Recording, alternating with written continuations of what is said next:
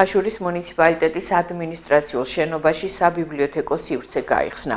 მოეწყო წიგნების ახალი საცავი და სამკითხველო დარბაზები. მიმდინარეობს წიგნადი ფონდის განახლება.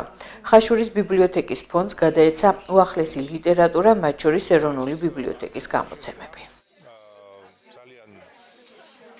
დღეიდან ნებისმიერ მკითხველს შესაძლებლობა ექნება მობრძანდეს ისარგებლოს წიგნადი ფონდით, რომელიც განახლებულია, ახალი წიგნებითაა შევსილი.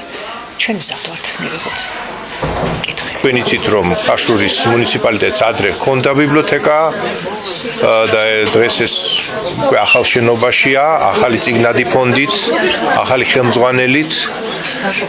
ჩვენ ჩამოვედით თბილისიდან, რათა მიგვეღო მონაწილეობა ამ ღონისძიებაში და მიგველოცა ეს დღევანდელი დღე აქ შეკრებილი საზოგადოებისთვის და ქალბატონი კლარასთვის, რომელიც მე როგორც ხედავ შესანიშნავად უძღვება საქმეს და ეს არის დასაწყისი, აქ რა თქმა უნდა ჩვენ კიდევ დავეხმარებით, რამდენადაც ეს ჩვენს შესაძლებლობებშია.